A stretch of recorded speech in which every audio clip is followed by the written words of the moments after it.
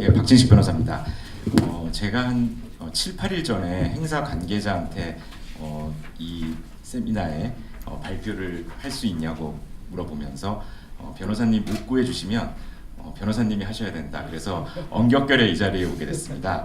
여기 세 분 교수님이나 황 의원님 그리고 전 변호사님 같이 이 분야에 대해서 깊은 연구가 있거나 또는 전문 분야로 삼고 있지 전혀 않고 평균적인 법조인으로서 과연 이번 국민연금 예정돼 있는 주주권 행사 벌써 행사를 했죠. 주주권 행사의 문제점이 무엇인지 물론 뭐 상법 자문도 하고 자본시장법 자문도 하고 지금 뭐 자본시장법 시세조정행위 형사 재판도 하지만 그 분야를 전문으로 삼고 있지 않는 평균적인 일반적인 법조인이 어떤 시각에서 이것이 잘 되었는지 잘못되었는지 한번 제 나름대로의 생각을 발표해 보겠습니다.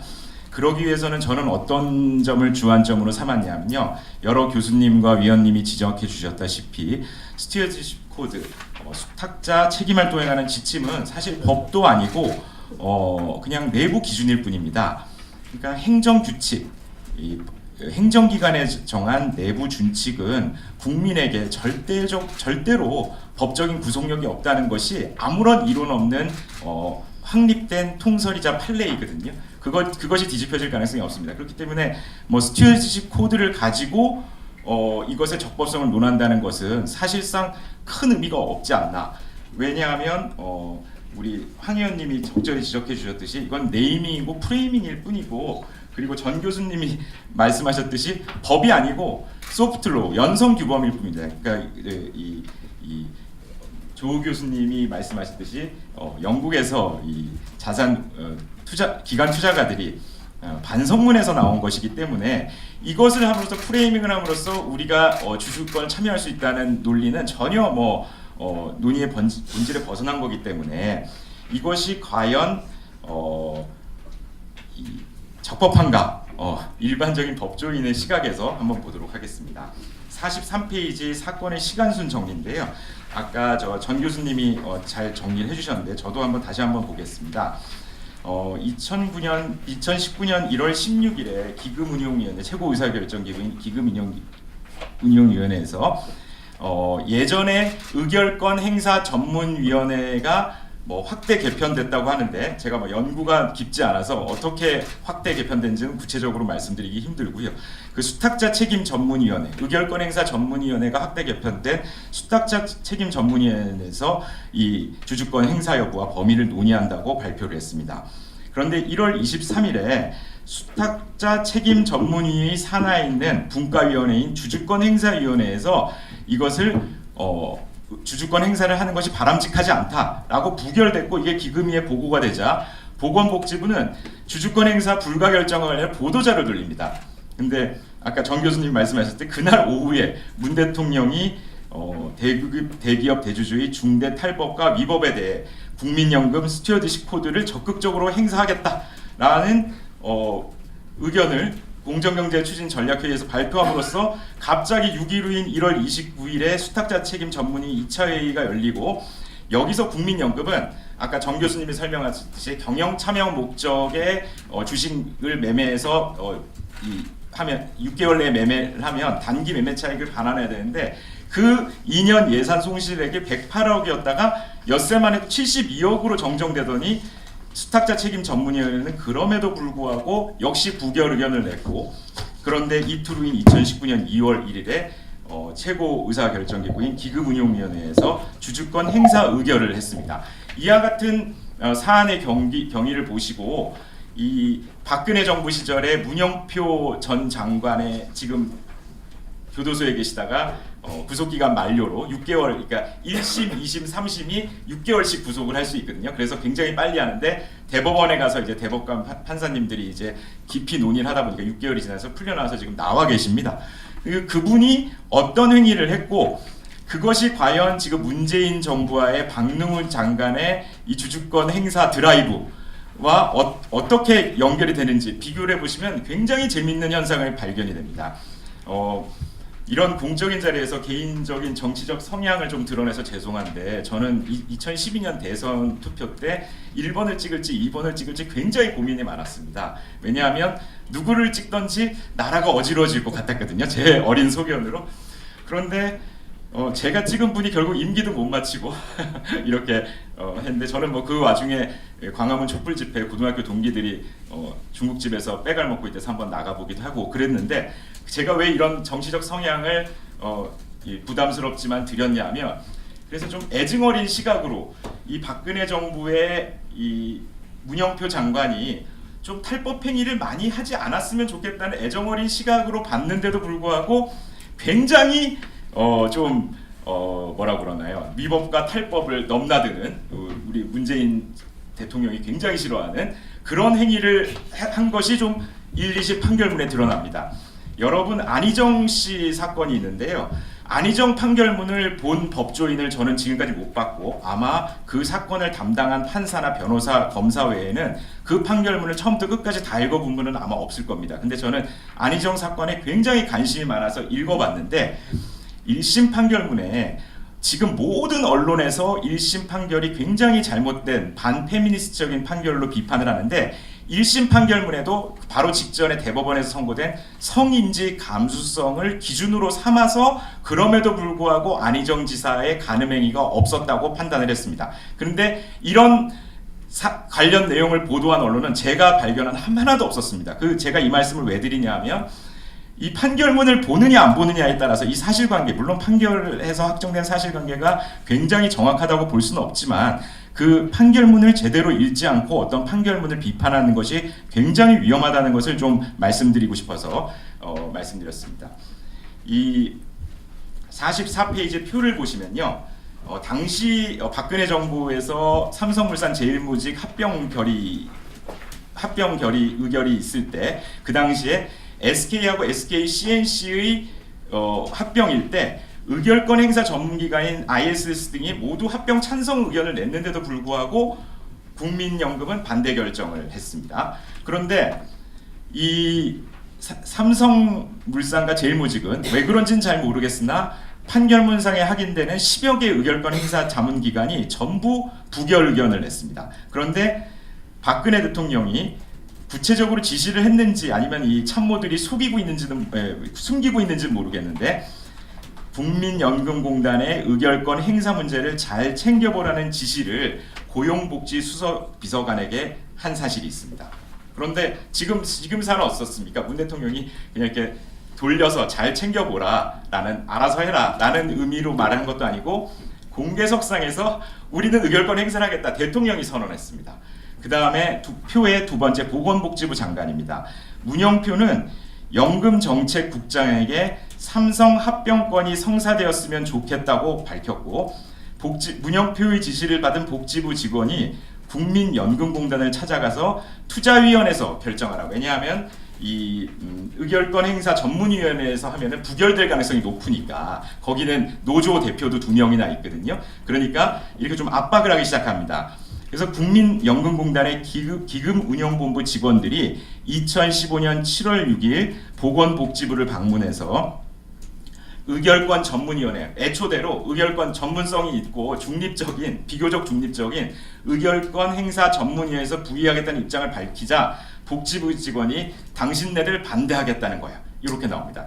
저는 이렇게 공적인 기관에 있어보지 않아서 어느 정도 압력과 어느 정도 월권이 있는지 잘 모르지만 제가 읽기에는 굉장히 문영표 전 장관의 의사에 따라서 굉장히 좀 압박을 했다는 것이 드러납니다.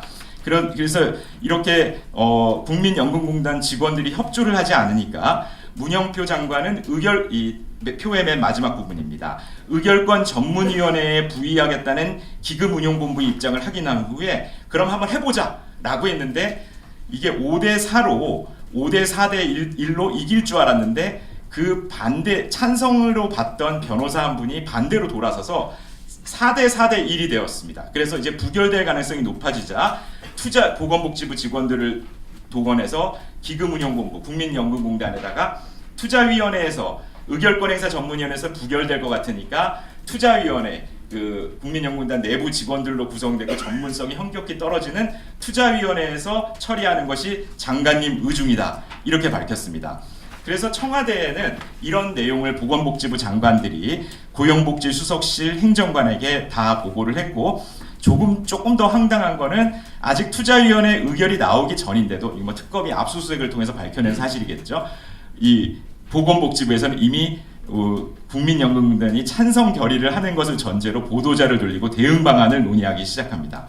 그래서 이것을 이 지금 사태랑 비교를 해본다면 문영표 장관이 특검에서 진술이 합병 찬성 유도의 필요성에 대한 묵시적 공감대가 있었고, 투자위원회를 통하여 이 사건 합병 안건을 찬성으로 의결하는 것이 수월하다는 생각에 승인하였다라고 했는데, 지금 사안에 비추어 보면은 갑질 응징에 대한 묵시적 공감대가 있었고, 수탁자 책임 전문위원회 결의쯤이야 가볍게 무시하고 우리 마음대로 하겠다 이런 생각이니까, 박근혜 정부의 문영표 장관의 행위가 직권남용에 해당한다면 문재인 정부의 박능우 장관의 행위가 이게 직권남용에 해당하지 않을 가능성, 않을 반론을 제기한다는 것 자체가 상당히 어렵습니다.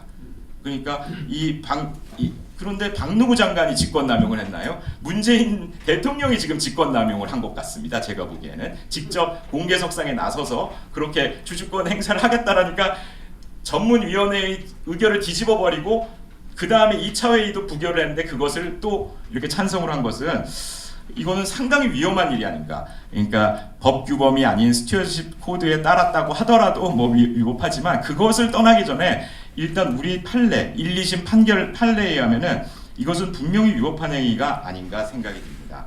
그리고 46페이지입니다. 이 박능구 장관의 행위가 지금까지 말씀드렸듯이 직권남용에 해당할 가능성이 커 보이는데, 이 2심 판결은 박능우 장관만 처벌하는 것이 아니라 국민연금공단의 홍한선 투자위원회 위원도 업무상 배임으로 처벌을 했습니다. 왜냐하면 이 사람은 직권남용죄를 범하면서 위법한 지시를 한 박능우 장관의 행위를 그대로 따랐을 뿐이니까 직권남용죄로는 처벌할 수 없는 거거든요. 그래서 문영표 장관의. 그래서 홍한선 씨의 업무상 배임죄를 범하였다는 판결을 보면, 판결문에 국부 유출의 비난 등 의결권 행사 기준과 무관한 사유를 들어 위원들에게 찬성 표결을 하게 했다는 것은 임무 위배 행위다 이렇게 판단했습니다.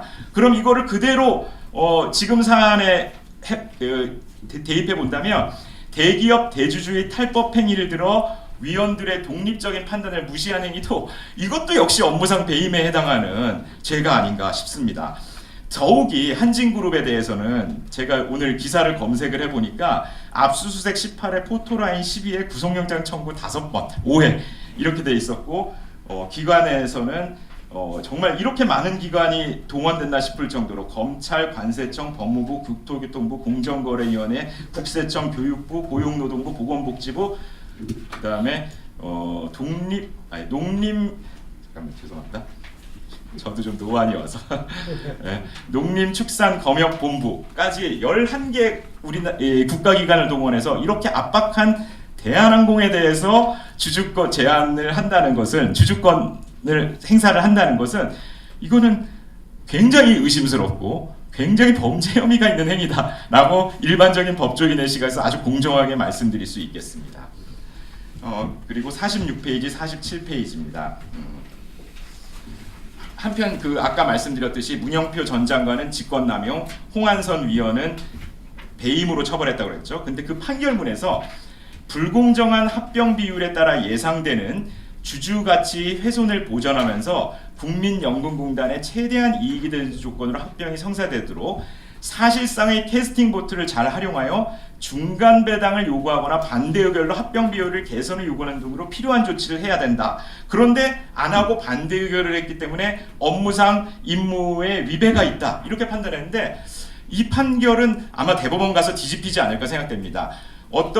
물론 전문성이 떨어지긴 하지만 찬성이냐 반대냐 했는데, 이것을 캐스팅 보드를 활용해서 반대를 하지 않고 찬성을 했기 때문에 업무상 배임으로 처벌한다면은 이거는 아까 전 교수님이 언급하셨듯이 전문성 제고를 해야 되는 기관에 대해서 전문성이 떨어진다, 네가 판단을 잘못했으니까 업무상 배임이라고 해서 형사 책임을 부과하는 것은 마치 그 땅콩 회항을 좀 단죄하기 위해서 여론이나 뭐 이런 여론에 의한 응징이 아닌 형사 처벌에서 구속을 시켜버리는 것 같은 아주 원시적인 판단이 아닌가 싶습니다. 지금과 같은 논리라면 국민연금공단이 사법부가 어떻게 이게 적절한 행위다, 적절하지 않은 행위다라고 취하지 않는 것을 이제 업무상 배임으로 이제 본다면은 이 지금 국민연금공단이 과도하게 경영권 참여를 그것도 아주 추상적인 목표인 갑질 근절 이런 걸로 한다면은 이 2심 판결이 유지된다면, 대법원에서도 유지된다면 저는 뭐 업무상 배임, 직권남용은 잘 모르겠는데 업무상 배임, 적어도 지시를 받은 직원의 업무상 배임은 아마 뒤집히지 않을까 생각됩니다. 지금 아무튼 그렇더라도 2심 판결에 의하면 이 직원들 전부는 업무상 배임으로 처벌되지 않을까 하는 생각입니다. 이것이 이제 제가 이 판결내에 비춰본 국민연금 주주권 행사의 잘못이고요. 또한 문제점은 자본시장법 등 법령에 의해서 엄격히 제한되고 있어서 국민연금이 할 수 있는 행위 자체가 굉장히 작습니다. 아까 전 교수님도 적절하게 지적해 주셨는데요. 그러니까 이른바 10% 룰이라고 경영 참여를 위해서 획득한 내부 정보를 가지고 주식을 단기 매매하면 그 차익을 모두 반환해야 됩니다. 그렇기 때문에 국민연금은 그 차익이 100억이라고 맨 처음에 산정을 했다가 60억으로 축소해서 보고를 하고 그 위원들한테 이것을 공개하지 않겠다는 뭐 비밀 서약까지 받았다고 언론에 알려지고 있습니다. 그런데 이거는 뭐 아직 수사가 이루어지지 않았기 때문에 제가 구체적인 사항은 잘 모르겠습니다. 그리고 아까 지적해 주셨듯이 정관 변경하기 위해서는 발행 주식 총수 3분의 1, 출석 의결권 3분의 1이 과도한 굉장히 과중한 의결권이 필요하기 때문에 의결권 정족수가 필요하기 때문에 남양유업은 뭐 할 수가 없습니다. 주주 지분이 많기 때문에. 그리고 임원의 해임을 할래도 상법 시행령에 따라서 역시 특별 결의를 요구하기 때문에 한진칼 지분율이 28.93%인 점을 감안해서 이건 안 되는 거니까 이사 해임을 안 하고 정관 변경이라는 조금 우회수로 우회로로 이렇게 돌아간 것입니다. 그리고 대상 선택의 자의성이 있습니다. 지금 여러 기업 중에 뭐 대기업들도 배당을 적게 하는 기업이 있고 뭐 문제가 있는데 유독 희한하게 갑질 논란이 있었던 땅콩 회항하고 물컵을 던진 한진그룹하고 대리점주에게 본사 영업 지원이 갑질한 남양유업에 이렇게 집중을 하는, 그리고 심지어 남양유업과 한진그룹은 이 국민연금이 투자를 해서 수익률이 낮은 국민연금 투자해서 이익을 낸 기업이기도 합니다. 그러니까 이것이 얼마나 모순이었는지 알 수 있고, 그리고 이 실효성 부분에서도 국민연금이 가져가는 남양유업의 배당 성향을 올린다고 해도 배당금은 1억 원에 못 미친다는 보고가 있고요. 그리고 현대 그린푸드 같은 경우에 이 배당 성향 높여서 배당금을 받을 수 있는 건 50억인데 보유지분 평가액이 110억 원 이상 하락한다는 보고도 있습니다. 이와 같이 법적인 문제, 그리고 지금 법령상의 제한, 그리고 실효성의 문제, 모든 것에서 문제가 있는 이 국민연금의 주주권 행사는 굉장히 문제가 있다는 것이 굉장히 정치적 성향을 떠나 공정한 시각을 가진 평균적인 법조인의 의견입니다. 이상입니다.